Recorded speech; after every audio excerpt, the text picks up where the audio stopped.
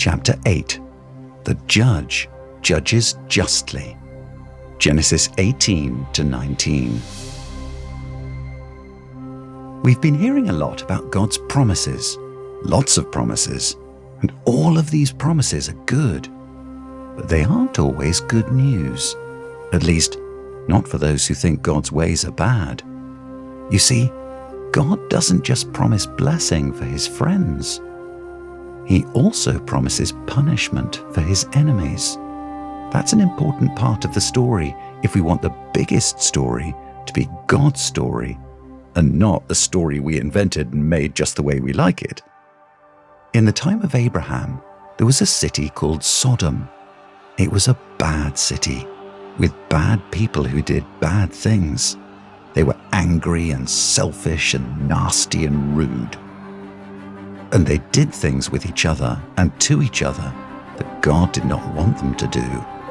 The sin was so bad in Sodom and in a nearby city called Gomorrah that God wanted to sweep the place clean, just like you might grab a mop and sweep up all the dirty mess from your floor.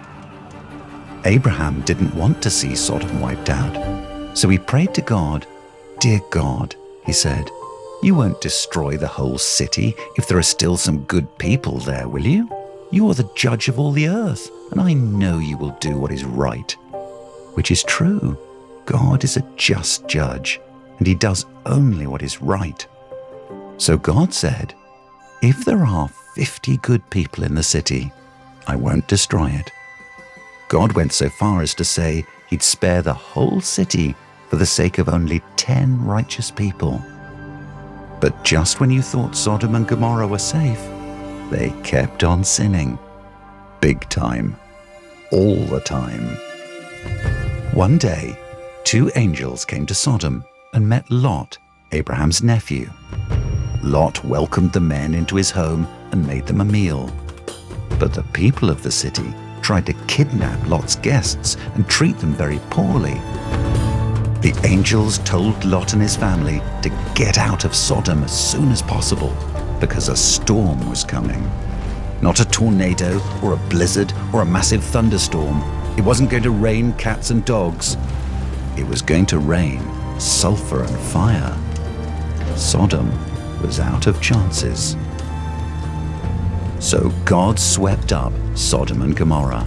He even turned Lot's wife into a pillar of salt for looking back when she should have been running away. And if that sounds mean, it's probably because we don't know how good God's goodness is and how bad our badness can be. The judge of all the earth did what was just. He punished Sodom and Gomorrah for their sins.